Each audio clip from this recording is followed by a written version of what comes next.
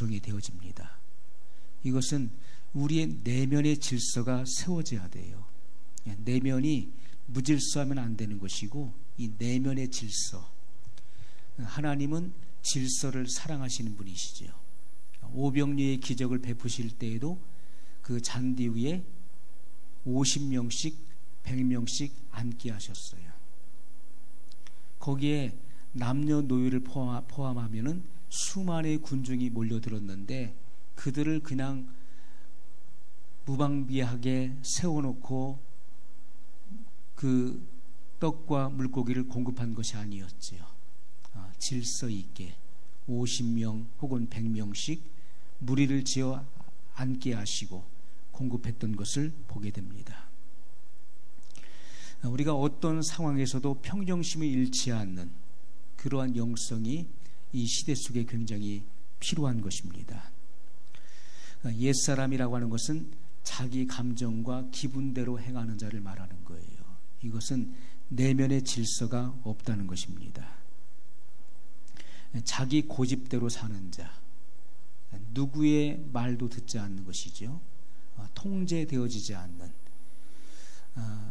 우리가 그 비탈길에서 중요한 것은요, 이 브레이크가 중요한 거예요. 그런데 브레이크 페달이 고장났다고 생각해 보세요. 아마 생각만 해도 끔찍할 것입니다. 그 비탈길로 차가 달리는데 브레이크 페달이 고장이 났어요. 그럼 어떻게 되겠습니까? 이것은 대형 사고로 이어지는 거예요. 우리는 항상 통제되어지는 그런 마음이 필요한 것입니다. 우리 안에 내주하시는 성령님에 의해서 통제되어져야 돼요. 이것은 성령님의 전인적인 통치, 그리고 전인격적인 통치가 내 안에서 이루어져야 된다는 것이죠. 옛사람의 마음속에는 불순종이 있습니다. 불안의 요소가 항상 있는 거예요. 거스리는 마음이 있는 것이죠. 그리고 교만, 무질서의 마음이 있어요. 탐욕과 탐심이 있죠. 자기 이익을 추구하죠. 이타적인 삶이 아니라 이기적인 삶을 추구하게 됩니다. 항상 악한 생각을 하게 되고 돈을 사랑합니다. 이러한 것들이 다 그 불순종의 아들들 가운데서 나오는 부정물들인 것을 성경이 증거하고 있습니다. 자, 오늘 우리는 이 죄라고 하는 것, 신, 이 죄라고 하는 것은 바로 죄성을 의미하는 것인데, 이 죄성은 쉽게 말하면 죄질 생각을 말하는 거예요. 이것은 죄의 본성을 의미하는 것입니다.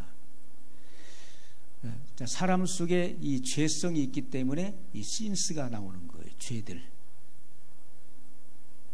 만약에 사람의 이 속에 이 죄의 본성이 없다면은 죄들을 지을 수가 없는 거예요. 그러니까 죄의 본성이 있기 때문에 죄들이 유출되어지는 것이죠. 그래서 이 죄를 유발시키는 그 근원제는 바로 이 마음인데, 이 마음 속에 바로 죄가 있기 때문에 수많은 죄들을 일으키게 된다는 것입니다. 이 신이라고 하는 것은 그 사단으로부터 받은 것입니다. 아담이 하나님 말씀을 거역하고 사단의 그 말에 복종되어짐으로 그 사람 속에 이 죄가 들어왔어요. 이 마귀의 본성이 사람 속에 들어오게 된 것이죠. 자, 이 죄라고 하는 것은 이 하마르티아, 관역을 빗나갔다는 것임을 말씀드렸습니다. 우리가 그 궁터에서 활을 쏘는 그 목적은 그 관역에 명중시키기 위해서 활을 쏘는 것인데, 우리가 죄라고 하는 것은 하나님 말씀으로부터 벗어났다는 거예요. 그것이 죄입니다. 하나님 말씀에 적중하는 삶을 살아가야 되는데 그 말씀으로부터 내가 빗나갔어요. 자, 이사야 53장이 이렇게 말씀하고 있어요. 우린 다 양 같아서 각기 제 길로 갔거늘. 사람을 양으로 비유했어요. 예수님께서도 내 양은 내 음성을 듣나니 나는 저를 알고 저는 나를 알며 나를 따른다, 이렇게 말씀하셨어요. 사람을 가리켜서 양으로 비유했습니다. 많은 동물들이 있는데 그 중에서 사람과 가장 흡사한 동물이 뭐냐면 양이라는 거예요. 그 모든 습성들이 사람을 꼭 닮았어요. 양은 멀리 보질 못해요. 5m 이상을 내다볼 수 없어요. 그리고 양은 잘 속아요. 지팡이를, 이 광야 같은데 땅에 지팡이를 세워놓고 목자가 입었던 허스름한 옷을 거기에 걸쳐놓고 모자를 딱 씌워놓으면요, 그게 목자인 줄 알고 그걸 간다고요. 양은 길을 한번 잃으면 절대로 다시 돌아올 수 없는 특성을 가지고 있어요. 절대로 못 돌아와요. 그리고 양은 한번 넘어지게 되면 스스로 못 일어나요. 이렇게 거꾸로 넘어지게 되면, 발이 하늘을 향하게 되면 스스로 못 일어난다고요. 개나 고양이는 벌떡 일어나죠. 그 양은 못 일어나요. 양은 소금을 섭취해야 돼요. 그 목자가 소금을 군데군데 놓아서 그 소금을 먹여야 되는 거예요. 양이 웅덩이에 빠지면 절대로 스스로 기어 올라올 수 없어요. 개나 고양이는 점프력이 있어서 뛰쳐 올라오죠. 그러나 양은 절대로 그럴 수가 없어요. 양은 발톱도 없어요.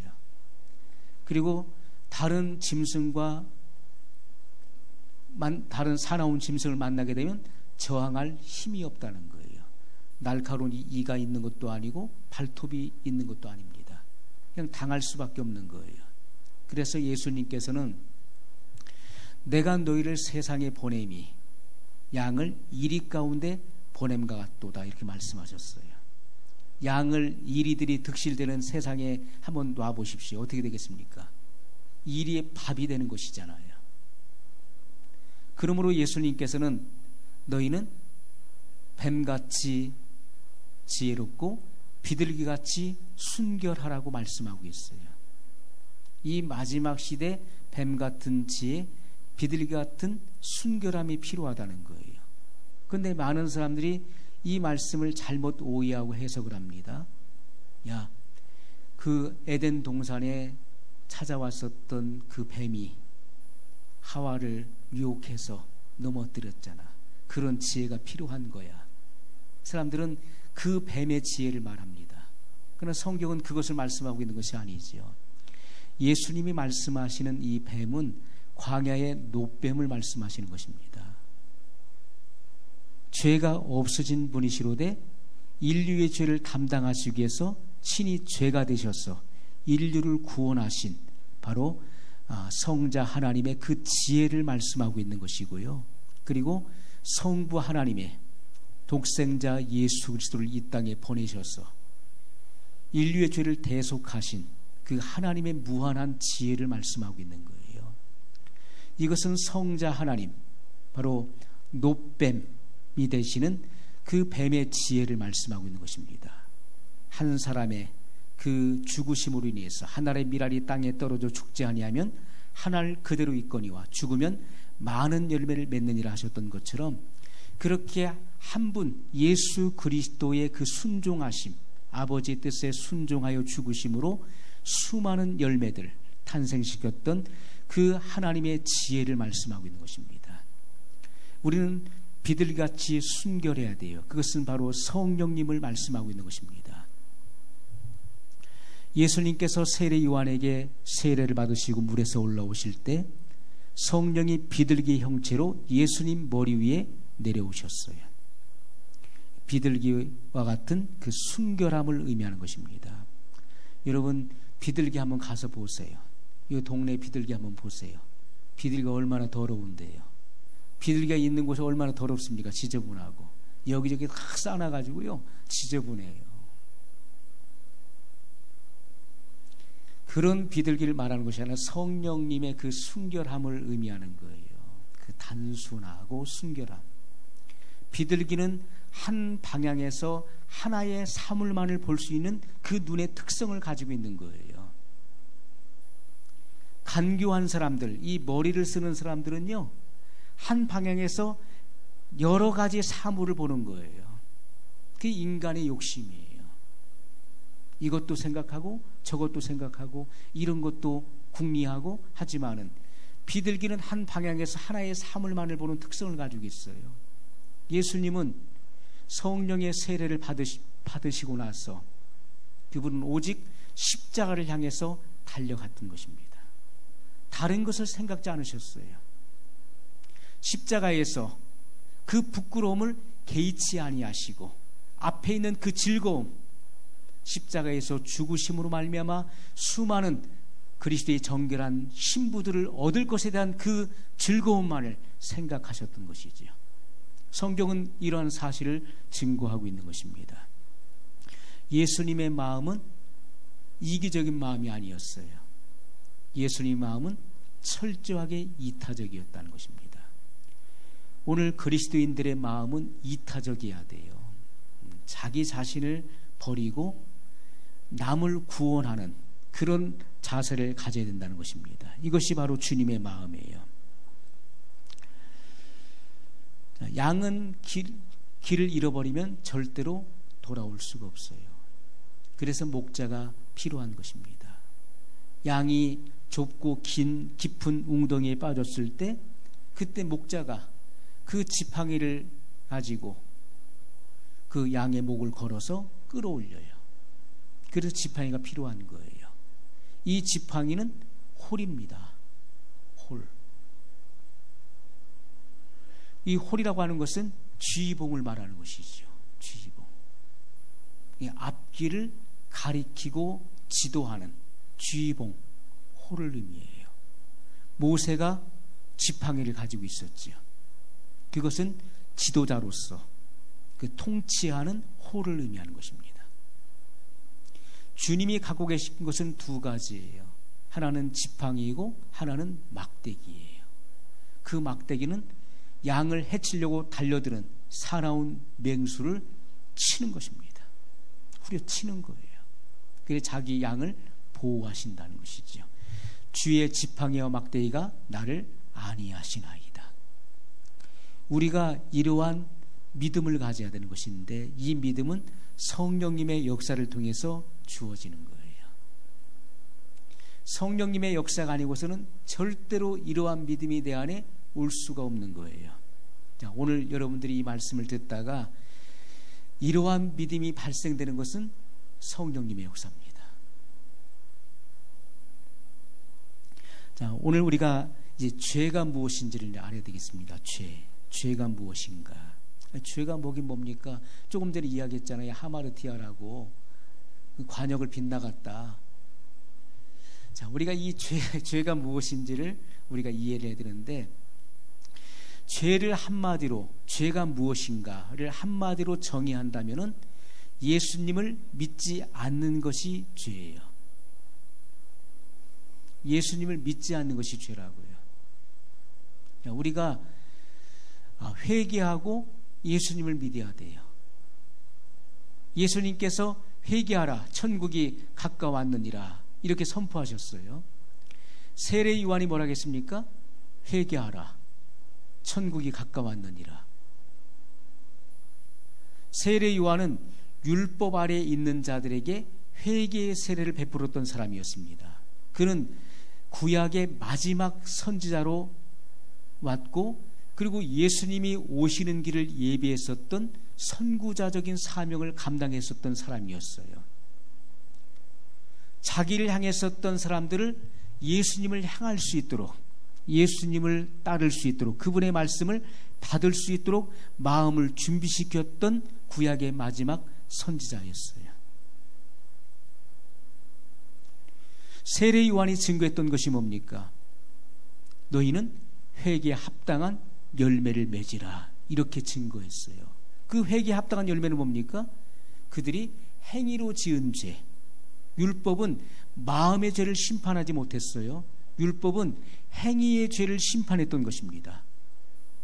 내가 속에 은큼한 마음을 가지고 있어도 율법은 그것을 심판하지 못했어요.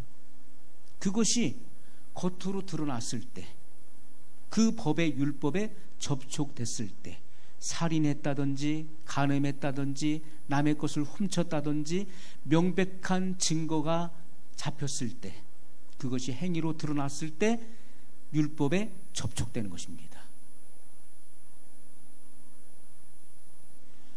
그 회개에 합당한 열매를 맺으라는 것은 너희가 행위로 지은 죄들을 회개하라는 거예요.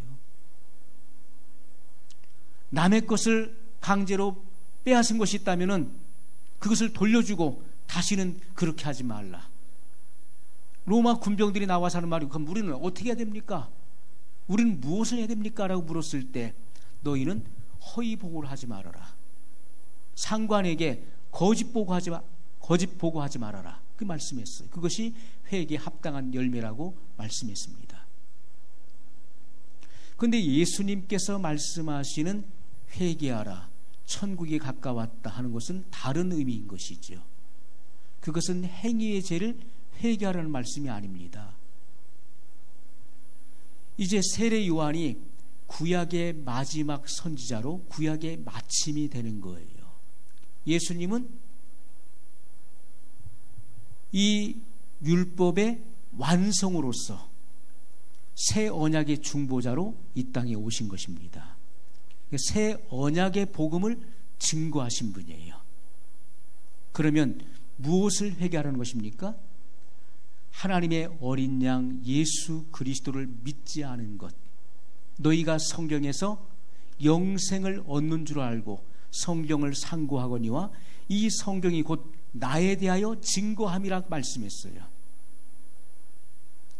유대인들이 그렇게 성경에서 영생을 얻는 줄 알고 성경을 기록하고 그리고 성경을 보관하고 성경을 가르쳤어요. 서기관들이 그런 일들을, 그 임무를 행해왔었죠. 그리고 쉐마 교육을 받았고 회당에서 그들은 성경을 강론했고 그리고 백성들은 가르침을 받았어요. 성경에서 영생을 얻는 줄 알고 성경을 상고하거니와 이 성경이 곧 나에 대하여 증거함이라. 바로 나다. 영생을 주러 오시는 분이 바로 나다. 예수님이 그렇게 증거하셨던 거예요. 그런데 그 예수님을 믿지 않았고 예수님을 하나님의 아들로 인정하지 않았던 것이죠. 예수님이 하시는 말씀을 믿지 않았어요. 그래서 예수님이 뭐라고 하십니까? 너희가 내 말을 믿지 못하겠거든 내가 하는 그 일을 보고 나를 믿으라 말씀하셨어요. 이 성령의 역사, 내가 하는 일은 성령의 사역이니 이 성령의 사역을 보고 내가 메시아임을 믿으라는 거예요. 그런데 그들은 주님이 하시는 그 말씀을 믿지 않았어요. 주님이 증거하시는 이 말씀을 믿지 않은 죄를 회개하라는 거예요. 회개하라, 천국이 가까웠느니라. 그래서 우리가 이 죄라고 하는 것은 뭡니까? 예수님을 믿지 않는 것이 죄예요. 예수님이 증거하신 이 새 언약의 복음을 믿지 않는 것이 죄예요. 자, 죄에 대한 정의는 우리에게 단순한 것입니다. 죄가 무엇이냐? 예수님을 믿지 않은 것, 예수님이 증거하신 이 새 언약의 복음을 내가 믿지 않은 것이 죄예요. 자, 성경의 증거는 이렇게 말씀하고 있어요. 요한복음 3장 18절에 저를 믿는 자는 심판을 받지 아니하는 것이요 믿지 아니하는 자는 하나님의 독생자의 이름을 믿지 아니함으로 벌써 심판을 받은 것이니라. 자, 믿지 않는다는 것은 뭘 안 믿은 것입니까? 하나님의 독생자의 이름을 믿지 아니함으로 벌써 심판을 받은 것이니라. 이것이 바로 정죄예요. 정죄가 무엇이냐? 하나님의 독생자의 이름을 믿지 않은 것. 그래서 죄가 있다는 유죄 판결을 받는 거예요. 그들이 그 길에서 돌이키지 않은 이상, 돌이키지 않으면 곧장 간다는 거예요. 어디로요? 둘째 사망의 해를 받는 거예요. 영원한 불못으로 곧장 가게 된다는 거예요. 그것이 심판입니다. 벌써 심판을 받은 것이니라 이렇게 말씀하고 있어요. 그러므로 우리가 돌이켜 죄 사함을 받아야 되는 것인데, 이 죄 사함은 어떻게 받을 수 있습니까? 죄 사함은 예수 그리스도를 믿음으로, 예수님께서 증거하신 이 말씀을 내가 믿음으로 구원을 얻게 되는 거예요. 죄 사함을 얻게 되는 것입니다. 우리가 회개하고 죄 사함을 받기 위해서는 뭘 회개하라고요? 우리는 육신의 죄를 회개했잖아요. 육신의 죄. 내가 태어나서부터 지은 죄가 무엇일까? 그래서 우리가 지었던 죄들을 계속 회개했던 거예요. 그렇게 하면 죄 사함이 이루어지고 구원을 받는 줄 알고, 육신으로 지었던 죄들을 반복해서 회개해 왔었던 거예요. 성경은 그렇게 말씀하고 있지 않다는 것입니다. 그것은 잘못 가르친 것이고 잘못 가르침을 받은 거예요. 성경은 절대 그렇게 말씀하고 있지 않아요. 그러면 여러분이 태어나서 지금까지 지은 죄가 얼만큼이라고 생각합니까?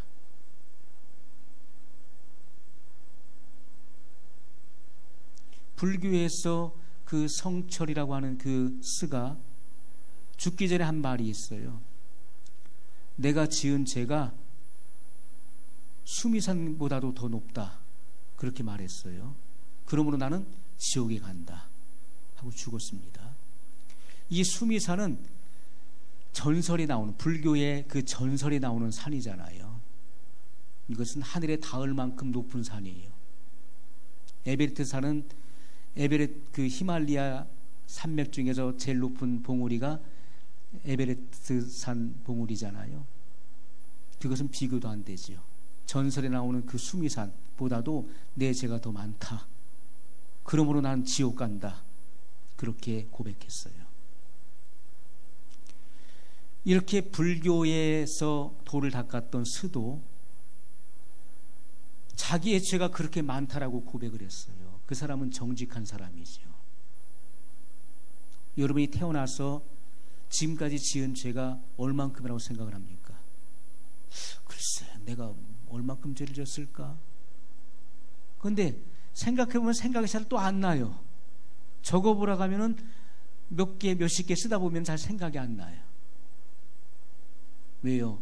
우리는 죄를 간과했잖아요. 그냥 넘어갔어요. 행위의 죄보다도 더 많은 죄는 마음의 죄예요. 우리는 수없이 마음으로, 생각으로 수없이 많은 죄를 지었어요. 사람은 가만히 있어도 죄의 생각이 떠오르는 거예요. 수많은 죄의 이 발상들이 떠올라요. 그리고 그것을 마음에 품게 됩니다. 수많은 죄. 그러므로 예수님께서 하신 말씀이 하나도 거짓됨이 없는 거예요. 형제를 미워하는 자마다 이미 마음에 살인하였다. 살인자 한 분도 안 계시나요? 살인해도 수없이 많이 살인했을 겁니다. 수없이 많이 살인했어요. 우리가 하나님 자리에 앉아서 얼마나 많이 사람들을, 남을 판단했습니까? 여자를 보고 음욕을 품는 자마다 이미 마음에 간음했다. 남자든 여자든 간음하지 않은 사람이 있습니까? 한 분도 안 계시는 거예요. 왜냐하면 인간의 전적으로 부패하고 타락한 본성에서는 그것이 자연스럽게 나오는 거예요. 그것을 부정한다면 그 사람은 거짓 증거하는 사람이에요. 거짓말하는 사람이에요. 그 사람은 하나님을 거짓말하는 분으로 만드는 사람이에요. 하나님이 그렇게 말씀하고 있는 거예요. 인간의 전적으로 부패하고 타락한 본성에서는 그러한 것들이 나올 수밖에 없는 거예요. 사람의 입으로 들어가는 것이 사람을 더럽게 하는 것이 아니라 사람의 마음, 그 속에서 나오는 것이, 입으로 나오는 것이 사람을 더럽게 한다고 말씀하고 있는데, 그것이 인간의 부패한 본성에서 나올 수밖에 없는 것들이에요. 나는 그런 사람 아닙니다. 나는 법 없이도 산 사람입니다 하는 사람은요, 거짓말하는 사람이에요. 저는 그런 사람을 몇 분 만나봤었어요. 전도하면서. 자기는 뭐가 잘못했냐요? 자기는 법 없이도 산다는 거예요. 자타가 다 인정한다는 거예요. 그분은 참 구원받기가 어려운 분이에요. 그럼 제가 어떻게 하겠습니까? 빨리 그 자리를 뜨는 거예요. 그게 상책이에요.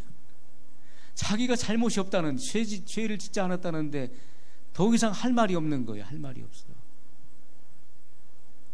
성경은 모든 사람이 죄를 범하였음에 하나님의 영광에 이를 수 없다라고 증거하고 있는데, 하나님의 말씀이 그럼 잘못됐다는 말이잖아요. 하나님 말씀을 정면으로 대적하는 거예요. 하나님이 모든 사람이 죄인이라고 규명하고 있는데 나는 그런 사람 아니라고 한다면은 하나님 말씀을 불신하는 것이지요. 죄라고 하는 것은 하나님의 독생자의 이름을 믿지 않는 것, 그것이 죄라고 말씀하고 있어요. 우리가 죄로부터 죄의 사함을 받는 것, 죄의 용서를 받는 것은 너무나 간단한 것입니다. 그것은 주님이 증거하신 그 말씀을 내가 믿을 때, 이 말씀이 믿어질 때 죄의 사함을 받는 거예요. 성경은 이렇게 증거하고 있습니다. 요한복음 1장 12절에 영접하는 자, 영접한다는 것이 뭐예요? 곧 그 이름을 믿는 자들에게는 하나님의 자녀가 되는 권세를 주셨으니, 이렇게 증거하고 있어요. 우리가 영접한다는 것은 곧 믿는 거예요. 동의어입니다. 우리가 영접한다는 것은 곧 뭡니까? 집에 손님이 찾아왔어요. 그럼 어떡합니까? 벨을 눌러요. 그러면 누군지 확인을 하고 문을 열어주지요. 그리고 집 안으로 모셔드리는, 그걸 영접이라고 그러잖아요. 주님이 증거하신 그 모든 말씀들을 내가 의심하지 않고 그대로 받아들인다는 거예요. 그 말씀을 내가 믿음으로 죄사함을 받게 된다는 거예요. 죄사함을 받게 되면 나는 죄를 한 번도 짓지 않은 상태로 돌아간다는 것을 의미하는 것입니다. 죄를 한 번도 짓지 않은 상태로 돌아간다. 그것이 뭡니까? 하나님의 의가 됐다는 거예요. 영접하는 자, 곧 그 이름을 믿는 자들에게는 하나님의 자녀가 되는 권세를 주셨으니, 영어 성경에는 righteousness, 의로움을 주셨으니 이렇게 말씀하고 있어요. 그 의로움에 대해서는 100번을 강조해도 그것은 부족하다고 생각합니다. 우리가 하나님의 의가 됐다는 것, 의로움을 주셨으니라고 하는 말은, 그 의로움, righteousness라고 하는 말은 우리가 죄책감, 죄의식, 열등감, 두려움 없이 하나님의 임재 앞에 설 수 있는 능력을 의미하는 거예요. 하나님의 임재 앞이라고 하는 것은 뭘 의미합니까? 하나님의 은혜의 보좌 앞에, 하나님의 보좌 앞에 내가 당당히 설 수 있다는 거예요. 그분의 심판의 보좌 앞에 내가 당당하게 설 수 있다는 거예요. 그러한 능력을 내가 얻게 되는 것입니다. 그것이 하나님 자녀의 의로움을 말하는 거예요. 죄가 조금이라도 있으면은 하나님 앞에 설 수가 없는 거예요. 하나님은 완전한 빛 가운데 거하시기 때문에 나는요 죄가 조금밖에 없어요. 조금밖에 안 졌어요. 그거 가지고 하나님 앞에 설 수 있을 것 같습니까? 못 서는 거예요. 조금이라도 죄가 있으면 안 되는 거예요. 자, 큰 돌과 작은 돌을 물에 던져보세요. 이렇게 큰 돌이 있고 조그만 돌이 있어요. 모래 같은 조그만 돌이 있는데 물에 던졌어요. 어느 돌이 물에 빠질까요?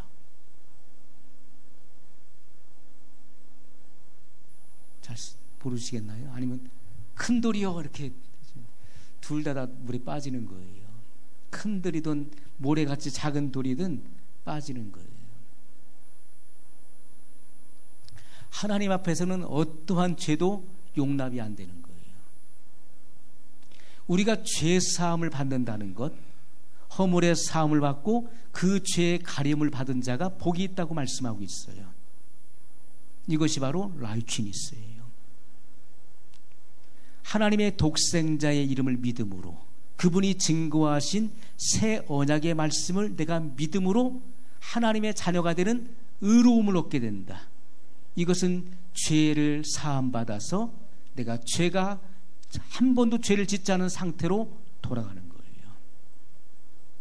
하나님이 우리에게 원하시는 이 깨끗함, 성결의 상태, 다른 말로 완전한 상태, 거룩한 상태라고 순전한 상태라고 하는 것은요,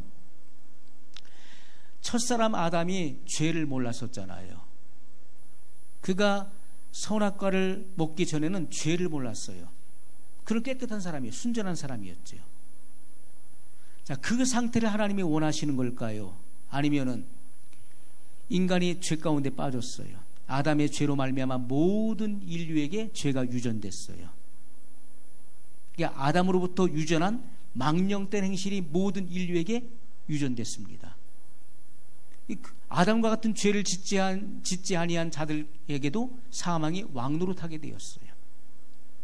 우린 태어날 때부터 죄 가운데 태어났어요. 그리고 죄를 밥 먹듯이 먹었어요. 매일같이 시커매졌어요. 근데 예수님의 보혈로, 우리가 그분의 말씀을 믿음으로 그분의 보혈이 나를 씻어버리신 거예요. 깨끗해졌어요. 그러면 하나님이 원하시는 그 순전한 상태는 아담의 상태입니까? 아니면 죄를 범했다가 주님의 보혈로 깨끗함을 받은 상태를 말하는 것입니까? 후자예요. 전자가 아니라 후자의 상태를 원하시는 거예요.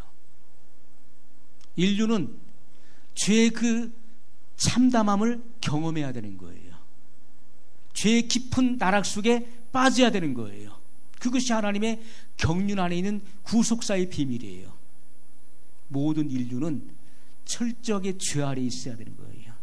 그 죄의 참혹함 속에서 절대로 나 스스로는 구원을 받을 수 없는 연약한 존재인 것을 뼈저리게 느껴야 되는 거예요. 그러므로 나에게는 누가 필요합니까? 구원의 하나님 메시아가 절대적으로 필요한 거예요. 그러므로 하나님께서는 때가 참에 그 아들 예수 그리스도를 이 땅에 보내셨어요. 인류의 죄를 대속하시고 죽으셨어요. 죽으시고 제3일 만에 부활하심으로써 우리에게 생명을 주시는 영이 된 것입니다. 우리의 생명이 되셨다는 거예요. 생명. 그리고 그 부활의 몸으로 하나님 보좌 앞으로 들어가시는 거예요. 부활의 첫 열매가 되심으로써 그분을 믿는 자들, 그분의 언약의 말씀을 믿는 자들은 성령의 처음 익은 열매들로 나오게 되는 거예요. 그들 안에는 주님의 새 언약의 말씀이 있기 때문에 죽어도 부활하게 되는 거예요. 왜냐하면 우리의 거듭난 것이 금이나 은같이 썩어질 씨로 된 것이 아니요 썩지 아니할 하나님의 영원한 말씀으로 되었다라고 성경은 증거하고 있죠. 그 새 언약의 씨가 내 안에 있기 때문에, 살리신 이의 영이 내 안에 내주하시기 때문에 죽어도 다시 산다는 거예요. 그것이 성경이 우리에게 증거하고 있는 것입니다. 그러므로 우리가 죄 사함을 받는 것은요, 우리가 태어나서 지금까지 지은 죄를 낱낱이 고백함으로써 죄 사함을 받는 것이 아니에요. 그 행위의 죄를 회개함으로써 죄 사함을 받고 구원받는 것이 결코 아니라는 것입니다. 그것은 우리가 다 생각할 수도 없는 부분이에요. 우리가 2시간, 3시간 회개했다고 해서 몇 가지나 회개하겠습니까? 그것은 내가 살아오면서 지은 죄의 극히 일부분의 그건 10,000분의 1, 100,000분의 1도 안 될 것입니다. 그래가지고 우리의 모든 죄가 다 없어지겠습니까? 어떤 분들은 그렇게 기도하잖아요. 알고 지은 죄 모르고 지은 다 용서해달라고. 말 한마디로 그렇게 다 죄가 그냥 죄 사함을 받는 것입니까? 그럴 것 같으면 죄 뭐 마음대로 짓죠. 죄 짓고서 회개하면 되니까. 오늘도 시큰 하루 종일 죄 짓고 그리고 밤에 자기 전에 회개하면 되잖아요. 그렇게 해서 죄 사함이 이루어지는 것이 아니라는 것이죠. 우리가 구원을 받는 죄 사함이라고 하는 것은요, 구원을 받는 죄 사함, 거듭남에 이르는 죄 사함이라고 하는 것은 주님이 증거하셨던 그 새 언약의 모든 말씀을 성령의 역사를 통해서 내가 믿어질 때 죄 사함이 이루어지는 거예요. 그분의 피가 나를 씻는 것입니다. 그러므로 죄 사함을 받아서 하나님의 자녀가 된다는 거예요. 이 놀라운 비밀을 성경이 증거하고 있습니다. 자, 많은 사람들이 단순하게 생각해요. 나 예수님 믿었어. 예수님이 하나님의 아들이시여. 내 죄를 대속하셨어. 성경에 그렇게 기록되어 있어. 아멘 믿습니다. 한다고 해서 그렇게 해서 죄사함이 이루어지고 구원이 이루는 것이 아니에요. 그것은 지적 동의라는 것을 말씀드렸어요. 영접기도 한번 따라한다고 해서 그 사람이 거듭난 것이 아니라는 거예요. 그건 사단에게 속는 것입니다. 그것은 지적 동의예요. 지적 동의.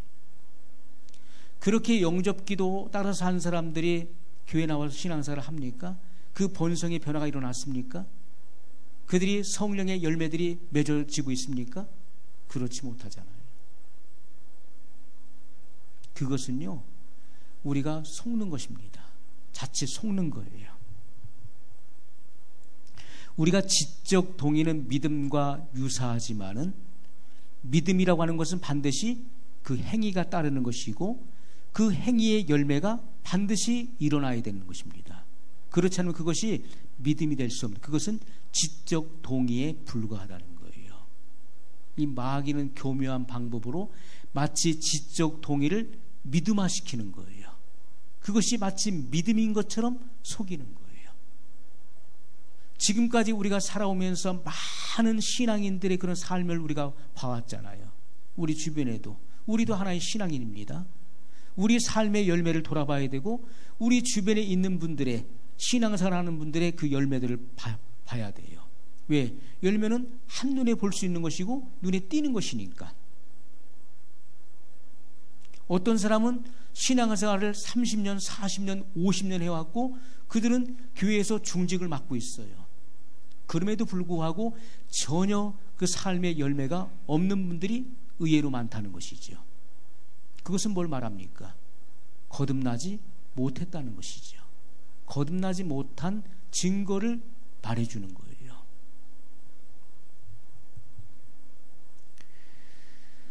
자, 그래서 우리가 예수님을 믿는 것은 인간의 이성의 지각으로 믿는 게 아니에요. 내가 책을 읽어서 그리고 책에 보니까 예수님께서 하나님의 아들이시네.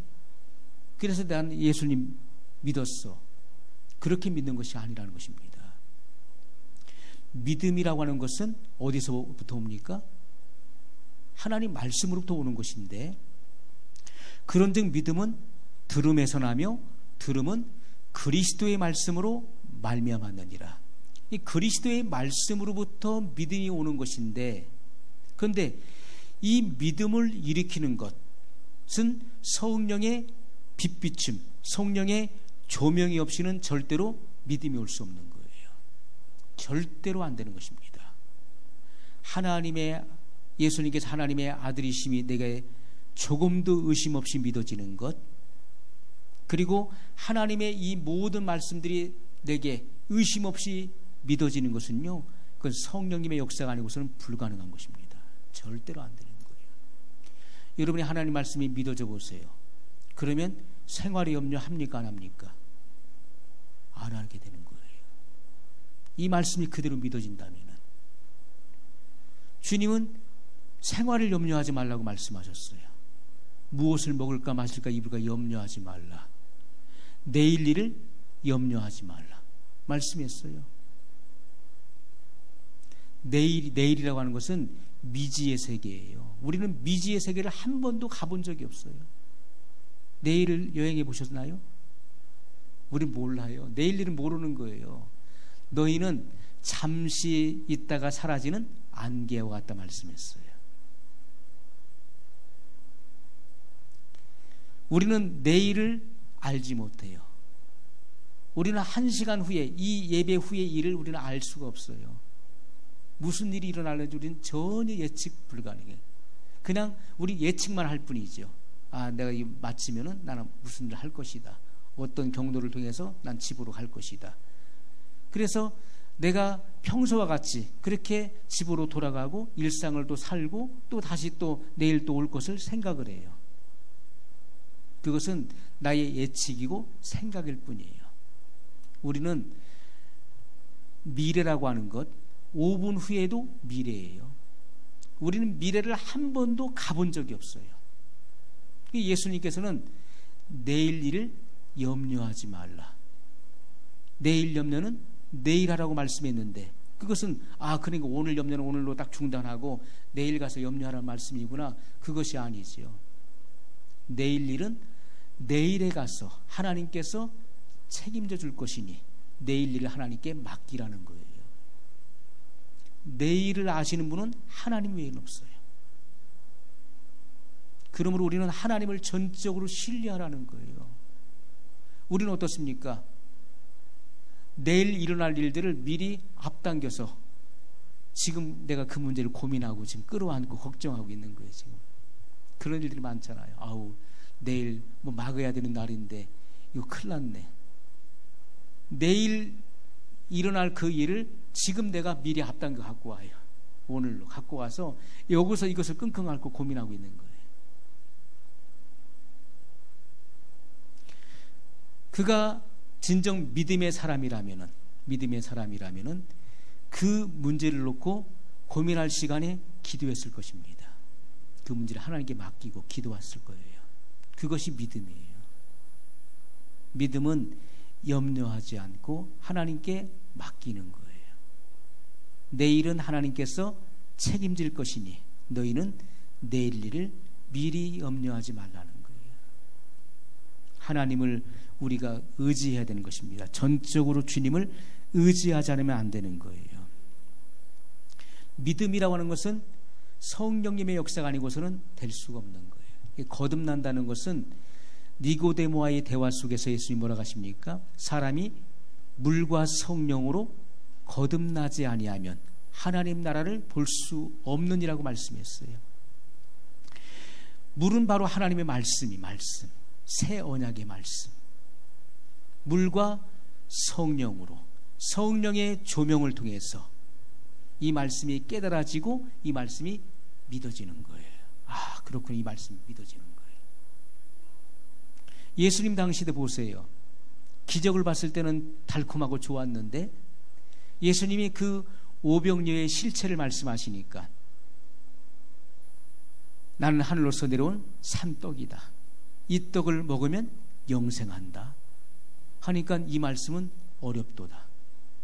누가 이해할 수 있느냐? 다 떠나갔어요. 다시는 저 사람과 상종하지 말자. 떠나갔어요. 주님의 말씀이 어려웠던 거예요. 왜 그렇습니까? 성령의 조명이 없이는 깨달을 수가 없는 거예요. 이 진리를 깨달을 수가 없어요. 이 구원의 이 진리, 기독교 복음의 진수는 이 구원의 진리를 말하는 것인데 그것은 십자가와 부활입니다. 예수님의 십자가와 부활을 이것이 내게 사실적으로 믿어지지 않는다면 절대로 구원에 이를 수가 없는 거예요. 이 진리를 내가 정확하게 이해하고 성령의 역사를 통해서 이 사실이 믿어질 때 그때 우리는 구원에 이르게 되는 것입니다. 사람이 마음으로 믿어 의에 이르고 입으로 시인하여 구원에 이른다. 그러니까 무엇을 믿는 것입니까? 말씀. 하나님의 말씀. 이 새 언약의 말씀이 성령의 역사를 통해서 내가 그대로 믿어져야 돼요. 믿을 때, 믿어질 때, 그때 내가 하나님의 의가 되는 것입니다. 하나님은 나에게 너는 나의 의다. 하나님의 의로 칭하신다. 칭의가 이루어진다. 동시다발적으로 그 믿어진 바를 입으로 내가 시인할 때 구원에 이르게 되는 것입니다. 성경은 이 진리를 말씀을 하고 있는 것이죠. 우리가 회개한다는 것은 이 새 언약의 이 말씀, 이 복음을 믿지 못한 것을 내가 회개하는 거예요.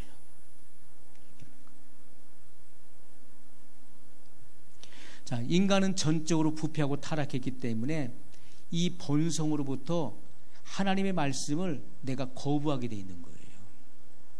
절대로 거부하게 돼 있습니다.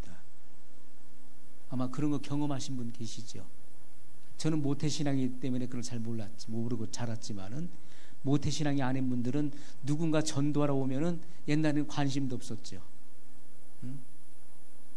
예수님 못 전하게 하고 뭐 방해하고 했던 분들 있을지 모르겠습니다. 그런 건 믿을 수도 없고 그런 것은 믿고 싶지도 않은 거예요. 왜냐하면 내 본성으로부터 이 말씀이, 이 진리가 거스러지게 돼 있는 거예요. 그리고 이 말씀을 불신할 수밖에 없는 것입니다. 절대로 안 믿어지, 너무나 허무맹랑한 거예요. 어떻게 하나님이, 눈에 보이지 않는 하나님이 계신다고 그러고, 그 하나님 말씀에 의해서 만물이 창조됐다고 그러고, 불신자들의 마음 속에는요, 창조론이 아니라 진화론이 믿어지는, 진화론.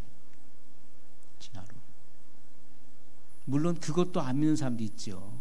무신론자들도 있지만은 또 이 진화론을 믿는 사람들이 있잖아요. 진화론. 무신론자들은 아예 하나님의 존재 자체를 믿지 않는 사람들이고, 진화론을 믿는 사람들이 굉장히 많습니다. 우주의 그 가스의 폭발을 위해서 이런 천체가 형성됐고, 그리고 아메바로부터 진화해서 결국 원숭이 또 사람이 됐다라고 하는 이러한 진화론을 믿는 거예요. 그렇게. 그게 누구의 마음인지, 사단의 역사인 것이죠. 사단이 인간의 마음속에 그러한 허무맹, 될 수도 없는 것을 믿게 하는 거예요. 우리가 한번 생각을 해보십시오. 생각을. 자, 여기 우리가 이 사람이 물을 따라 먹는 이 컵도요, 지은 자가 있기 때문에 이것이 있는 거예요. 그렇지 않고서는 이것이 있을 수가 없는 거예요. 그런데 이 우주의 수많은 이 천체들, 그리고 이 자전과 공전을 하는 이런 별들, 이런 것들이 우연히 생겨날 수 있나요? 있을 수가 없는 일이에요. 그건 있을 수가 없습니다. 세상의 우연은 절대로 존재할 수가 없는 것. 모든 것이 다 필연적인 것입니다. 창조주 하나님에 의해서 다 조성된 거예요. 성경은 그 사실을 분명히 밝히고 있습니다. 인간의 본성은 진리를 거스르게 돼 있고 믿지 못하게 돼 있는 거예요. 사람의 이 본성이 타락했다는 것은 뭘 의미합니까? 그것은 하나님을 찾을 수 없고 하나님께 나갈 수 없을 정도로 타락했다는 것을 의미하는 거예요. 하나님 앞에 나갈 수가 없어요. 그래서 우리가 새로운 본성을 받기 위해서는 거듭나야 되는 것입니다. 거듭나게 되면은 새로운 본성을 받게 되는 거예요. 우리가 새로운 본성은 뭘 의미합니까? 영의 재창조를 의미하는 거예요.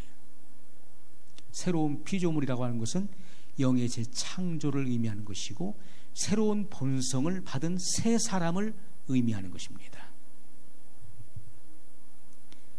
자, 이렇게 거듭난 사람은 본성의 변화, 그리고 인격의 변화가 생기는 것이죠. 인격의 변화, 그리고 성품의 변화, 성령의 9가지의 열매를 맺게 되는 것이고, 그 중에 두드러진 그 특성이 뭡니까? 그건 사랑의 열매를 맺게 되는 거예요. 자, 사람은, 이 생명은 성장해 가는 것입니다. 처음부터 완전한 것이 아니라 점점 성장해 가는 거예요. 그래서 그리스도의 장성한 분량에 이르라고 말씀하고 있는 거예요. 여러분의 이 생명이 점점 성장해 가야 되는 거예요. 자, 탄생으로부터 이 신생의 단계에서부터 그 영적 성숙이 점점 이루어져야 된다는 거예요. 그래서 그리스도의 장성한 분량에까지 도달해야 된다는 것입니다. 이 사랑도 점점 풍성해져야 되는 거예요. 예수님께서 뭐라고 하십니까? 내가 온 것은 양으로 생명을 얻게 하고 더 풍성히 얻게 하려 함이라. 생명은 한번 얻는 것으로 끝나는 게 아니에요. 내 안에 생명이 들어오잖아요. 그리스도의 생명이 들어와요. 그게 내 영을 거듭나게 했어요. 그 이후에는 어떻게 됩니까? 그 생명 안에서 내가 그 생명을 풍성하게 누려야 된다는 거예요. 내 생명이 하나님의 생명 안에 감침받아야 되는 것이고, 그 생명을 내가 누려야 되는 것, 그것은 내 생명이 성장하는 과정을 의미하는 것, 성장하는 것을 의미하는 것입니다.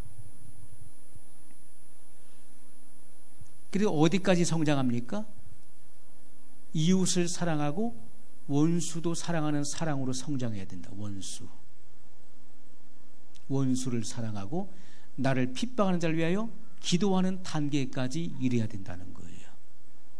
우리가 예수님의 기도를 보십시오. 십자가상에서 가상 7원 중에 1원이 무엇입니까? 첫 번째 마디가 아버지 저들의 죄를 사하여 주옵소서. 저들이 하는 일을 알지 못함이니이다.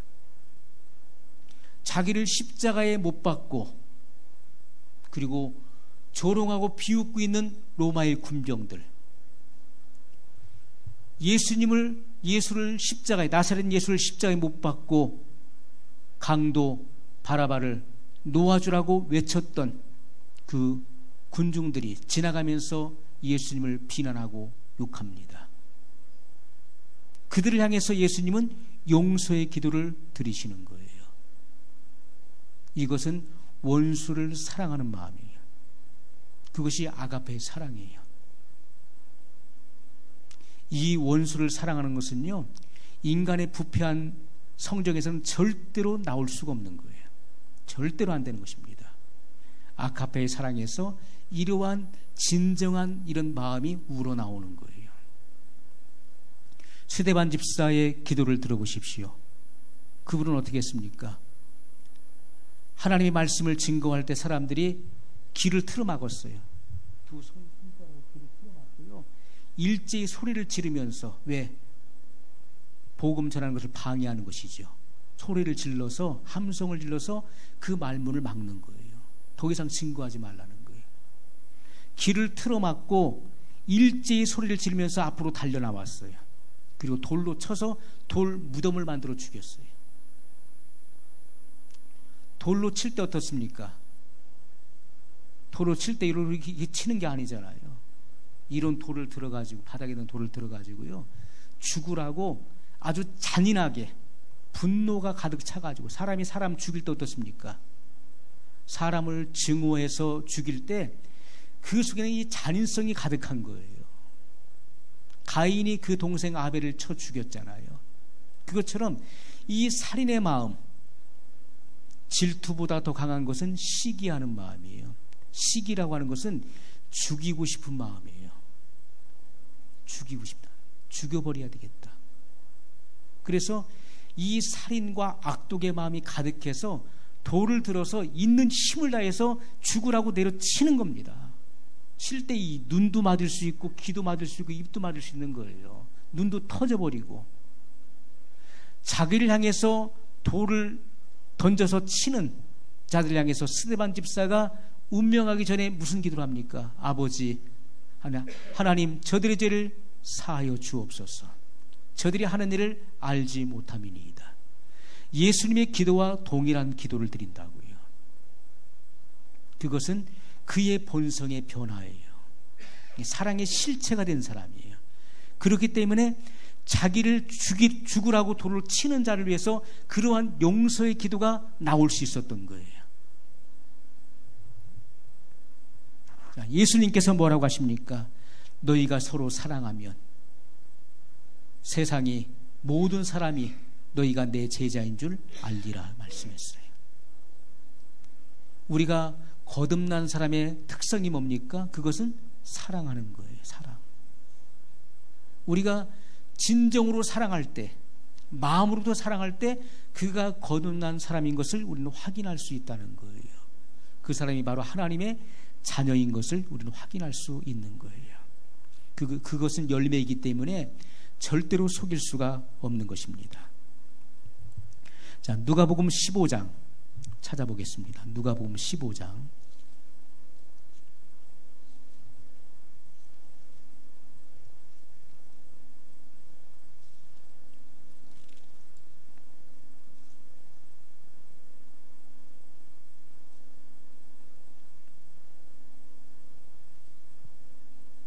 24절 말씀입니다. 같이 읽습니다. 이 내 아들은 죽었다가 다시 살아났으며 내가 잃었다가 다시 얻었노라 하니 저희가 즐거워하더라. 아멘. 자, 누가복음 15장 11절로 32절은 탕자의 비유예요. 우리가 너무나 수없이 많이 들었던 말씀일 것입니다. 이 탕자의 비유에 대해서 우리는 여러 차례 설교를 들어왔을 거예요. 여기 그 아버지에게 두 아들이 있다는 말로 시작이 되어집니다. 그런데 첫째 아들은 누굽니까? 유대인을 말하는 거예요. 둘째 아들은 이방인을 상징하는 것입니다. 자, 하나님께 두 아들이 있는데 하나는 유대인이요, 또 하나는 이방인을 말씀하고 있는데, 여기 그 큰 아들은 율법 아래에 있는 자를 말하는 거예요. 율법을 철저하게 준수함으로써 구원을 얻으려고 하는 자를 말하는 것입니다.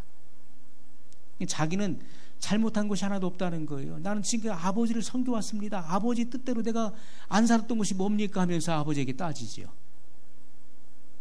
그러나 그도 탕자예요. 탕자. 집 안에 있는 탕자예요. 그런데 이 둘째는 어떻습니까? 이방인을 상징하는 이 둘째 아들은요, 멀리 떠났어요. 자기에게 아버지가 돌아가신 후에 자기에게 돌아올 분깃을 미리 받았어요. 우리가 율법에 보게 되면은 그 아버지가 소천을 하게 되면은 그 자녀가 그 분깃을 나누게 되죠. 그럼 장자에게는 재산의 3분의 2가 주어지고 차자에게는 3분의 1이 주어지는 거예요. 그런데 아버지가 아직 살아계시는데 자기에게 돌아올 분깃을 미리 달라는 거예요. 이 분깃을 받아가지고 어디로 갑니까? 타국으로 갔다고 그랬어요. 타국. 그것은 내가 다시는 이 집에 돌아오지 않겠다. 세상으로 멀리 갔다는 거예요. 우리가 과거에요, 세상으로 멀리 갔던 사람들이었어요. 아버지의 사랑을 전혀 생각지 않고, 복음 전하는 사람들은 하나님의 사랑을 증거하는 사람들이에요. 여러분이 새 언약의 이 복음을 깨닫고 증거하기 시작할 때 여러분은 정말 사랑의 사도가 되는 거예요. 이 복음의 진리를 정확하게 이해하고 깨닫고 여러분이 증거할 때 여러분은 정말 사랑의 사도입니다. 왜? 여러분의 입술로 증거되는 그 말씀을 통해서 영혼들이 구원을 받기 때문에 그런 거예요. 그런데 아버지의 사랑을 모르는 거예요. 그 사랑을 끝까지 우리는 수없이 많이 거부해 왔잖아요. 딴 데 가보세요. 일 없어요. 말씀을 수없이 거부해 왔어요.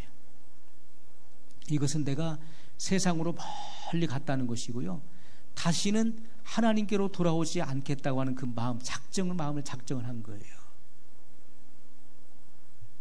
그런데 그가 재산을 다 날려버리고 탕진해버리고 이제 거지가 됐어요. 그러니까 그 많던 친구들도 다 떠났어요. 그는 이제 돼지 치는 자에게로 가서 그 돼지가 먹는 그 지엄나무 열매로 배를 채우려고 하지만은 돼지보다도 돼지의 힘에 밀려서 그것도 못 먹는 거예요. 그 땅에 흉년이 오니까요, 돼지들도 먹는 것에 급급한 거예요. 마치 돼지와 같은 삶을 살아가는 거예요. 왜? 죄의 욕망으로 가득 채워져서 이 속에 죄의 욕망으로 가득 차잖아요. 이게 돼지와 같은 삶을 살아가요. 돼지가 먹는 그 쥐엄 열매로 배를 채우려고 하지만은 돼지 등살에 밀려나가지고서 거기 끼지도 못하는 거예요. 그러니까 그가 이제 신세한탄을 하게 되죠. 나는 이제 줄여 죽는구나. 그걸 누가 생각나게 합니까? 성령께서 생각나게 하시는 거예요. 성령께서 그 마음에 빛을 비춰주시는 거예요. 우리가 하나님을 인식하고 그리고 하나님께로 돌아가려고 하는 그 마음은요, 성령의 빛 비춤이 없이는 절대로 그것은 불가능한 거예요. 절대로 그건 안 되는 겁니다. 그게 성경의 진리예요.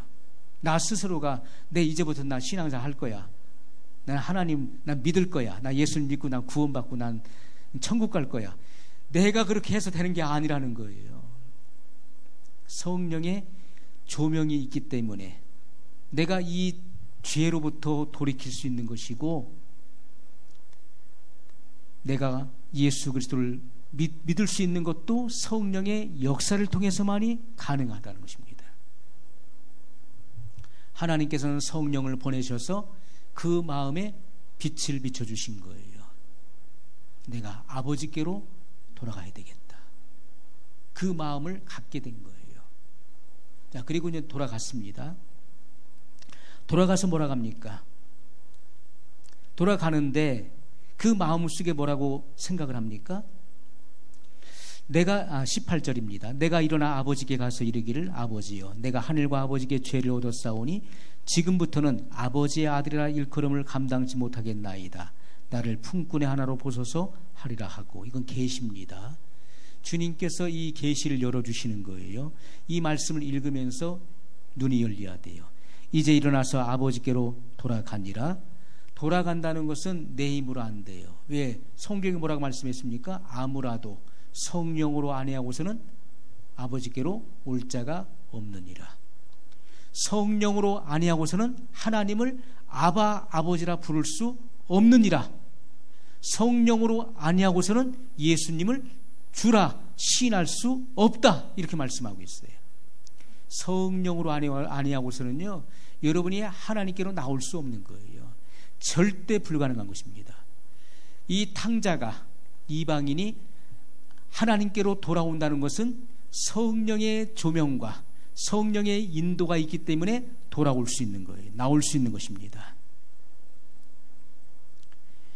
이런 마음을 갖게 되는 거예요. 나를 품꾼의 하나로 보소서 하리라 하고 이에 일어나서 아버지께로 돌아가니라. 아직도 상고가 먼데 아버지가 저를 보고 치근히 여겨 달려가 목을 안고 입을 맞추니. 하나님이 가장 기뻐하는 것이 무엇인가를 여기 증거하고 있는 거예요. 하나님의 기쁨이 어디 있을까요? 우리는 좋은 음식 앞에서 막 좋아하고 건강에 좋은 식품 보면 좋아하고 이런 즐거움이 아니에요. 하나님 아버지의 즐거움은요, 그 영혼이 돌아오는 영혼이 돌아오는 것을 가장 기뻐하시는데, 상거가 먼데 아버지가 치근히 여겨 달려가는 거예요. 달려가서 목을 끌어안고 입을 맞추는 거예요. 목을 끌어안는다는 것은 이건 애정의 표현이에요. 허리를 끌어안는 게 아니에요. 목을 끌어안고 입을 맞추는 거예요. 목을 끌어안고. 아들이 가로되 아버지여 내가 하늘과 아버지께 죄를 얻었사오니 지금부터는 아버지의 아들이라 일컬음을 감당지 못하겠나이다 하나 아버지는 종들에게 이르되. 자, 이 말씀을 잘 보세요. 같이 읽습니다. 제일 좋은 옷을 내어다가 입히고 손에 가락지를 끼우고 발에 신을 신기라. 그리고 살찐 송아지를 끌어다가 잡으라. 우리가 먹고 즐기자. 24절 다시 읽습니다. 이 내 아들은 죽었다가 다시 살아났으며 내가 잃었다가 다시 얻었노라. 무슨 말씀이죠? 거듭났다는 거예요. 죽었다가 살아났다는 것은 거듭났다는 것을 말하는 거예요. 너희 허물과 죄로 죽었던 너희를 살리셨도다라고 말씀하고 있죠. 죽었다가 살았다는 것은 그 영의 재창조를 말하는 것이고 그 영이 다시 태어난 것을 말하는 것입니다. 물과 성령으로 다시 태어난 자를 말하는 거예요. 그는 하나님의 아들이라 일컬음을 얻게 되는 것입니다. 그래서 신분의 변화가 일어난 거예요. 뭐라겠죠? 22절에 제일 좋은 옷을 내어다가 입히고. 제일 좋은 옷 뭡니까? 그리스도의 의의 옷이에요. 의의 옷. 그리스도의 의를 옷 입는 것입니다. 이것이 가장 좋은 옷이에요. 제일 좋은 옷. 그리스도로 옷을 입힘으로써 하나님의 의가 되게 하신 거예요. 그러므로 우리가 죄책감, 죄의식, 열등감, 두려움 없이 하나님의 임재 앞에 설 수 있는 용기와 담대함을 얻게 되는 것입니다. 손에 가락지를 끼우고 발에 신을 신기라. 과거의 종들은 신을 안 신었잖아요. 종들, 노예들은요 맨발로 다녔어요. 이 탕자는 신을 신지 않았던 사람이었죠. 맨발로 돌아, 맨발로. 그런데 그 발에 신을 신기라는 거예요. 손에 가락지를 끼우라는 것. 뭡니까? 아들의 신분이에요. 의의 옷을 입히라. 신분의 변화예요. 너는 내 아들이다. 죽었다가 다시 살아난, 거듭난 내 아들이라. 이렇게 말씀하시는 거예요.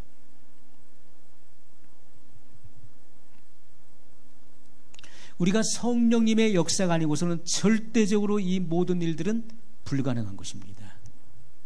고린도서 5장 17절에 그런즉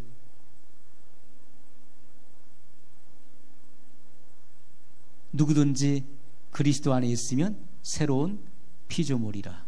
이전 것은 지나갔으니 보라 새 것이 되었도다. 하나님의 감탄사가 거기서 터지는 거예요. 보라 새 것이다. 이전 것은 다 지나갔다. 너희는 옛 정리를 기억하지 말며 보라 내가 새 일을 행하리니 너희는 옛 정리를 기억하지 말라. 이전 것은 다 지나갔다는 거예요. 보라 새로운 피조물이라.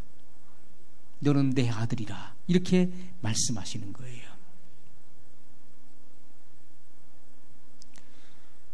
또 살찐 송아지를 잡으라. 우리가 먹고 즐기자. 무슨 말입니까? 하나님이 복 있는 사람에게 원수의 목전에서 상을 베푸시는 분이에요. 그렇죠? 하나님은 의인에게 원수의 목전에서 상을 베푸신다고 말씀하고 있어요. 이 상이라고 하는 것은요, 상장, 트로피를 주는 게 아니에요. 표창장을 주는 것이 아니라 이 식탁을 차려놓은 식탁. 이스라엘 백성들이 가장 열망하는 것이 뭡니까? 이스라엘 백성들이 염원이 뭐예요? 우리가 죽은 후에 우리의 조상 아버지 아브라함의 품에 가는 것, 그리고 아브라함과 함께 그 식사 자리에 식탁에 같이 앉아서 먹고 마시는 것을, 그것을 항상 소망했던 거예요. 주님은요, 의인에게 원수의 목전에서 상을 베푸시는 분이시라고 말씀하고 있어요. 이것은 너무나 놀라운 일이에요. 원수들이 있는 앞에서 주인이, 아버지께, 그 하나님께서 그 의인을요, 원수지간이잖아요. 그 의인과 원수들은. 근데 그 의인을 하나님 옆자리에 앉는 거예요. 옆자리에 앉혀놓고 같이 즐기면서 먹고 마신다는 거예요. 그 광경을 볼 때 그 불의한 자들이 얼마나 두려워하겠습니까? 임금이 그 사람을 자기와 원수된 사람을 총애하는 거예요. 가장 옆에 놓고 칭찬하고 먹고 마시고 할 때 그것을 두려워하게 되는 것이죠. 자, 주님은 그것을 말씀하고 있어요. 살찐 송아지를 잡으라. 우리가 먹고 즐기자. 고린도서 4장 4절에 그 중에 이 세상 신이 믿지 아니하는 자들의 마음을 혼미케 하여 그리스도의 영광의 복음의 광채가 비치지 못하게 함이니 그리스도는 하나님의 형상이니라. 이렇게 말씀하고 있어요. 이 세상 신이 누굽니까? 마귀죠. 마귀는 이 세상의 임금으로 군림하고 있습니다. 자칭 하나님이고 자칭 왕이에요. 하나님 노릇하고 있다. 이 마귀는 합법적으로 이 공중의 권세를 잡은 자예요. 공중권세를 잡은 자, 그리고 이 세상의 임금으로 그런 군림을 하고 있는 것입니다. 그렇기 때문에 우리가 이 하늘에 올라가게 되면요, 2층천의 하늘에 가게 되면 수많은 그런 면류관을 쓰고 있는 그런 자칭 왕이라 칭하는 자들이 수없이 많이 있는 거예요. 우리가 그 다니엘서도 보게 되면은 다니엘이 그 환상을, 계시를 보고서 그 계시의 내용을 알고자 기도할 때 그가 기도한 날로부터 그 기도가 하나님께 상달되어서 하나님은 가브리엘 천사장에게 그 계시의 그 응답을 주어서 보내게 되죠. 가브리엘 천사장이 빨리 날아서 다니엘에게 오고 있는데 하늘에 전쟁이 있었다고 말씀하고 있어요. 그것은 다니엘이 있었던 그 바사국 그 하늘에 권세를 잡고 있는 그 군주, 바로 그 마귀의 영이죠. 그 마귀의 영이 가브리엘 천사장이 응답을 받아서 그 계시의 말씀을 열지 못하도록 그걸 막았던 것입니다. 이게 하늘의 전쟁이 있었어요. 이건 천상에서 이루어진 실제적인 사건이었었던 것이죠. 그 기간이 무려 21일이나 걸렸다고. 21일 이 땅에서는.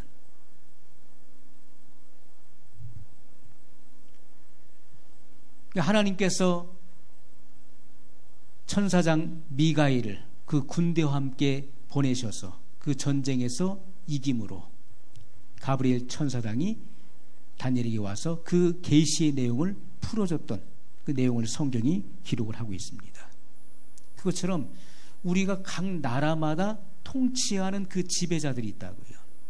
그리고 그 도시, 그 지역을 묶고 있는 악한 영의 세력들이 있어요. 우리가 여기 인천시가 있으면 인천시를 관할하는 그런 그 지배자들이 있다고요. 통치자들. 구마다 그 동마다 다 있다라고 생각하시면 돼요. 우리가 이것은요, 이 땅에 사는 사람들도 그 영계의 일들, 하늘에 있는 것들을 우리가 다 모방하게 돼 있는 거예요. 사람이. 천국도 이 계급사회잖아요.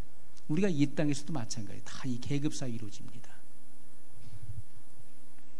악한 영들이 그렇게 역사하는데 그것을 가리켜서 우리가 정사와 권세, 정사와 권세와 이 어둠의 주관자들, 주관자잖아요. 하늘에 있는 악의 영들, 이렇게 성경은 그것을 구분하고 있는 거예요. 이런 악한 영의 세력이 있다는 것을 우리는 항상 기억해야 돼요. 그러므로 사도 베드로는 근신하라 깨어라 너희 대적 마귀가 우는 사자같이 삼킬 자를 두루 찾는다고 말씀하고 있어요. 그러므로 우리는 항상 이 사실을 기억해야 돼요.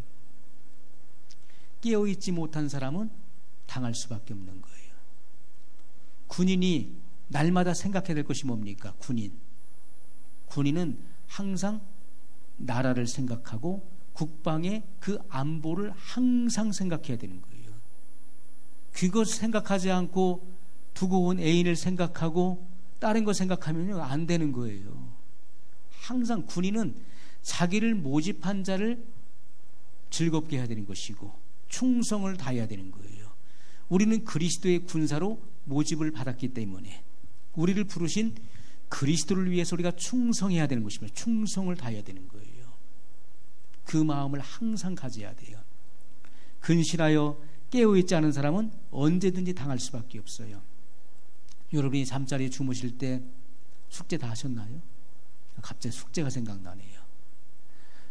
주무시기 전에 숙제하고 아침에 일어나서 숙제하는 거 다 하셨나 모르겠어요. 꼭 하셔야 됩니다. 그것이 내 안에 그것이 습성화되고 완전히 숙지될 때까지 그 일들을 하셔야 돼요. 그것이 내게 이제 습관이 되게 되면은 저절로 되는 거예요. 처음에는 그것을 내가 생각하고 인지하고 그것을 하려고 노력하다 보면은 그것이 몸에 배이게 돼요. 사람이 아무리 어려운 일도 그것이 내가 습관이 되면 별거 아닌 거예요. 쉬운 일이 되는 겁니다. 처음에 어떤 일을 할 때 그것은 굉장히 어려워요. 이걸 어떡하지? 그런데 그것을 자주 하다 보면은 그 어려웠던 일도 내 몸에 배이니까 쉬워지는 거예요. 우리가 항상 이 영의 생각, 우리 생각은 영의 출입구. 늘 기억해야 돼요. 이 생각의 관리. 이것을 못하는 사람은 성문을 열어주고 이 마음의 문을 이 마음에 침투하도록 열어주는 거예요. 이 생각의 관리. 항상 생각해야 돼요. 마귀는 항상 이 생각을 통해 들어온다는 것. 하나님도 우리의 이 마인드, 이 생각을 쓰신다는 것. 여러분에게 특별한 은사나 달란트가 있어서 그걸 쓰시는 게 아니에요. 하나님이 능력이 없어서 능력자를 찾으시나요? 하나님은 그 사람의 마인드, 이 마인드를 보시는 거예요. 그가 어떤 마음의 사람이냐. 다윗이 가졌던 그 마음을 하나님은 사랑하셨던 분이에요. 그의 마인드, 그의 하트, 그걸 보셨던 거예요. 그 중심이 항상 하나님을 신뢰하고 하나님을 의지하는 그 마음을 하나님은 보셨던 것입니다. 우리의 중심이 항상 하나님을 향하지 않으면 안 되는 거예요. 그것을 우리가 늘 의식하고 기억해야 돼요. 내 안에 습성화돼야 돼요. 잠자리에 주무시기 들기 전에 하나님을 의지하고 주님 앞에 내 삶을 그리고 내 생명을 하나님께 맡기는 기도를 늘 하고 주무셔야 돼요. 왜냐하면 우리는 오늘 밤에 이루어질 일을 알지 못하기 때문에 그렇습니다. 하나님을 의지해야 돼요. 그리고 내가 육신이 잠들어 있는 그 시간에도 마귀는 끊임없이 활동하는 말, 끊임없이. 자, 제가 잤는데 자기 전에 기분이 좋았어요. 너무 흐뭇했어요. 그냥 잤어요. 아, 좋아. 오늘 기분 너무 좋아. 오늘 참 좋은 일이 있어. 하루 종일 잤어요. 잤는데 아침에 일어났는데 괜히 심기가 불편하고 괜히 굉장히 막 짜증이 나고 나도 모르게 내 마음 나도 모르게 막 화가 일어나고 막 신경이 예민해지고. 왜 그렇습니까? 그 원인이 무엇일까요? 그냥 우연인가요? 날씨가 안 좋아서 그런 건가요? 사단은요 끊임없이 공격, 끊임없이 우리가 무방비 상태로 있을 때, 우리가 깨어있지 못할 때 마귀는 끊임없이 역사한다고요.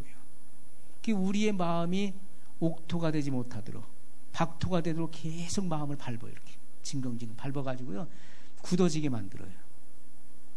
그래서 우리는 하나님께 순간순간 하나님께 맡겨야 돼요. 하나님을 의지하는 마음을 늘 가져야 돼요. 그럴 때 우리가 항상 승리할 수 있는 것입니다. 그렇지 못한 사람은 어리석은 사람이에요. 오늘 말씀에도 그 중에 이 세상 신이 마귀가 믿지 아니하는 자들의 마음을 혼미케 뭘 안 믿습니까? 말씀을 안 믿는 거예요. 아이, 그런 게 어딨어. 뭐 자면 자는 것이지 뭐 그런 게 어딨어. 성경은 그렇게 말씀하고 있지 않다고요. 이 세상 신이 존재하고 있고 믿지 않는 자, 하나님 말씀을 믿지 않고 그 말씀을 불신하고 그 말씀을 받아들이지 않는 자, 그들의 마음을 혼미케 한다고 말씀하고 있어요. 혼미케 한다는 게 뭡니까? 막을 친다는 거예요. 커튼을 내린다. 막을 탁 쳐가지고요 하나님의 그 영광의 복음의 광채가 내 마음에 비추지 못하도록 막을 착 쳐버린 거예요. 자, 말씀, 그 빛이 비치는데, 내 빛을 받아야 되는데, 내 앞에다가 두꺼운 커튼을, 검은 커튼을 쫙 쳐보세요, 앞에. 그럼 여기 빛이 들어올 수 있습니까? 못 들어오잖아요. 마음을 혼미케 한다는 것은 이 막을 친다는 거예요. 막을 친다. 쫙 막을 쳐가지고서요, 이 영광의 복음의 광채가 비치지 못하도록 하는 거예요. 방해한다고요. 이 말씀을 듣는 말씀 시간에도 지금 이 혼미해. 이 말씀이 안 들어오는 거, 집중이 안 되는 것은 이 막을 쫙 쳐버린 거예요. 그게 어떻게 됩니까? 우리는 항상 이 말씀에 몰두해야 된다고요. 내가 말씀에 빠져들어야 돼요.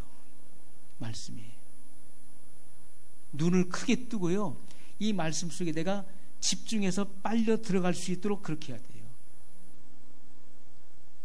그래야 이 영광의 복음의 광채가 여러분 그 심령 깊은 곳까지 도달하게 될 것입니다. 내가 그 말씀을 얼만큼 받아들이냐가 중요한 거예요. 이 마음의 자세가 끌어당기는 거예요. 혈루병 12회를 혈루병으로 앓았던 그 여인이 한번 생각해 보세요. 12년 동안을 하혈을 했다고 생각해 보세요.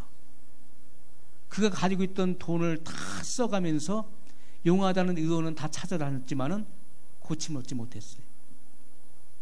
무려 12년 동안을 하혈을 했다고 생각해 보세요. 피골이 상접했을 겁니다.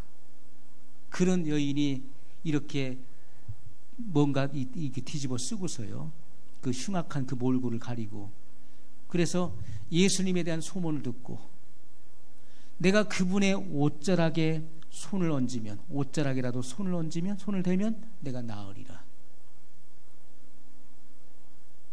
그래서 예수님의 뒤로 가서 그 많고 많은 인파가 몰려드는데 그 사이를 비집고 들어가서 그 옷자락에 손을 얹었을 때 예수님이 가시는 길을 멈췄어요. 누가 내 옷에 손을 대었느냐? 제자들이 뭐라고 합니까? 아니, 이 많은 군중이 다 예수님에게 막 손을 대고 그냥 막 에워싸 밀고 어떻게든지 예수님 한번 만져보려고 하는데 누가 손을 대었냐? 어디 예수님 손댄 사람이 한두 사람이었겠습니까? 수많은 군중들이 손을 댔는데 예수님 뭐라고 하십니까? 아니다. 내게서 능력이 나갔느니라. 주님의 능력을 끌어들이는 사람은 그 여인 하나밖에 없었다는 거예요. 그 많은 사람 중에서 내게서 능력이 나갔다는 거예요. 그래서 그 여인을 찾기 위해서 주님께서 돌아보실 때 그 여인이 두려워서 더 이상 숨길 수 없어서 나와서 그 앞에 엎드리죠. 주님에게서, 주님은 그 능력 그 자체이시잖아요. 왜냐하면 그 말씀 말씀이잖아요. 그 말씀을 믿었다는 그 말씀. 그 여인은 말씀이신 예수님, 그분의 그 말씀을 믿은 거예요. 그 말씀의 능력이 나간 것입니다. 그를 치유했다는 거예요. 우리가 믿음이라고 하는 것은, 믿음은 하나님의 능력을 내가 끌어당기는 거예요. 여기에 아무리 물을요 몇 톤을 갖다 부어도 여기는 물이 한 방울도 스며들 수 없어요. 이 유리판에는. 그러나 스폰지나 이런 천은 물을 쭉 흡수해요. 부으면요 금방 확 흡수해버린다고요. 우리가 스폰지 같은 마음은 주님의 말씀이 선포되면 그 말씀을 그냥 쫙 빨아들이는 거예요. 쫙쫙 빨아들여야 된다고요. 우리가 한 말씀이라도 그 말씀을 귀히 생각해서 그 말씀을 내가 아멘 함으로써 이 말씀을 받아들일 때 말씀이 들어간다고요. 그 속에 그 말씀은 역사를 일으키게 돼요. 그 말씀이 역사한다고요.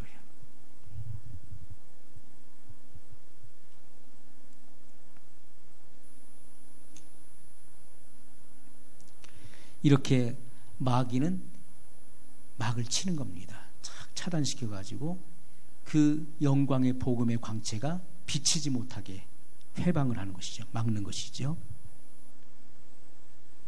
자, 말씀을 한 구절만 더 보겠습니다. 고린도후서 4장 6절의 말씀입니다. 어두운 데서 빛이 비치리라 하시던 그 하나님께서 예수 그리스도의 얼굴에 있는 하나님의 영광을 아는 빛을 우리 마음에 비치셨느니라. 아멘. 어두운 가운데서 빛이 비치라. 자, 예수님은 참 빛으로 이 세상에 오셨잖아요. 참 빛, 곧 세상에 비치는 빛이 있었다고 말씀하고 있어요. 예수님은 참 빛으로 오셨습니다. 어두운 데서 빛이 비치리라 하시던 그 하나님께서 예수 그리스도의 얼굴에 있는 하나님의 영광을 아는 빛을 우리 마음에 비치셨느니라. 이 하나님의 얼굴, 창세기에 뭐로 나오죠? 분이엘. 분이엘은 하나님의 얼굴이잖아요. 그 하나님의 얼굴은 곧 뭘 의미합니까? 하나님의 임재를 상징하는 하나님의 임재. 분이엘은 바로 하나님의 임재를 말하는 것입니다. 자, 그리스도, 예수 그리스도의 얼굴에 있는 하나님의 영광을 아는 빛을 우리 마음에 비추셨다. 예수님은 참 빛이에요. 하나님께서 그 얼굴빛을 우리에게 향하사, 하나님께서 보호자에서 그 얼굴빛을 우리를 향하신다고 생각해 보세요.